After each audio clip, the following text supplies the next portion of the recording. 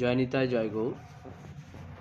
আমরা এই 3 দিন যাবৎ আমরা রাস উৎসব আস্বাদন করেছি। ভগবান রাস করেছিলেন নবদ্বীপে, তাই সেই ঐতিহ্যময় নবদ্বীপের রাস আমরা সবাই আস্বাদন করেছি। কারণ যে রাস দেখবার জন্য সমস্ত দেবতা ঋষিরা সমস্ত অপ্সরারা আছেন, সেই রাস উৎসব অতি গোপন তত্ত্ব, সেই রাস ব্যাখ্যাও অতি গোপন তত্ত্ব। কিন্তু রাস রসবৈশ্যে রাস, অর্থাৎ রাস হচ্ছে রস, সেই রসটা আস্বাদন করাই হচ্ছে সব থেকে বড় জিনিস। তাই মহাপ্রভু যেখানে আবির্ভূত হয়েছেন, চৈতন্য মহাপ্রভু, সেই নদিয়ায় নবদ্বীপ।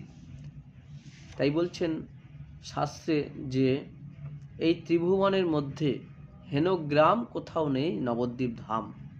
সেই নবদ্বীপ ধামে আমরা আস্বাদন করতে পেরেছি এই 3 দিন যাবৎ রাস, এবং ভিডিওর মাধ্যমেও দেখিয়েছি সেই রাসের খুব সুন্দর চিত্রপট, খুব সুন্দর দর্শন।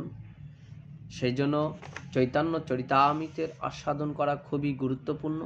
চৈতন্য ভাগবতেও আস্বাদন করা খুব গুরুত্বপূর্ণ, যেখানে মহাপ্রভু স্বয়ং সেই ভাগবতে, চৈতন্য ভাগবতে তার লীলা স্ফুটিত আছে। চৈতন্য ভাগবতে, যেটা বৃন্দাবন দাস ঠাকুরের রচিত, সেই চৈতন্য ভাগবত আমাদের অবশ্যই আস্বাদন করা উচিত, নাহলে মহাপ্রভুর সম্বন্ধে কিছু জানা যাবে না। তাই মহাপ্রভুর কৃপা, নিতাই চাঁদের কৃপা পাওয়ার জন্য এই আস্বাদন করা অতি আবশ্যক। কারণ আমরা তো কলিযুগের জীব, কলিযুগের আয়ু খুব সীমিত। তাই যে যেখানে যেভাবে কাজের মাধ্যমে হোক, ইউটিউবের মাধ্যমে হোক, ইন্টারনেটের মাধ্যমে হোক, যেভাবেই দেখুক, শ্রবণ করে যাক শ্রীমদ্ ভাগবত, চৈতন্য ভাগবত এবং চৈতন্য চরিতামৃত, মহাপ্রভুর গুণ লীলা কীর্তন সবাই যেন শ্রবণ করে। কারণ মহাপ্রভু তিনি এই জীবকুলকে উদ্ধার করবার জন্য তিনি এসেছেন।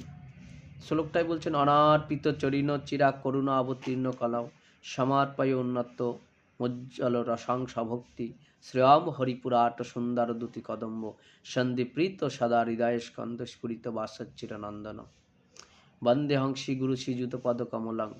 এই যে শ্লোকটাই বলছেন, অনার্পিত চরিণ চিরা করুণা অবতীর্ণ, যা ছিল চির অনার্পিত, যা কোনো কালে কাউকে দেওয়া হয়নি, সেই অমূল্য প্রেম সম্পদ এই কলিযুগের মানুষের জন্য তিনি বিলিয়ে দিলেন।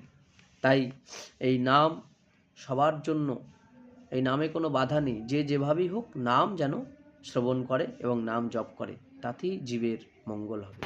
জয় নিতাই, জয় গৌর।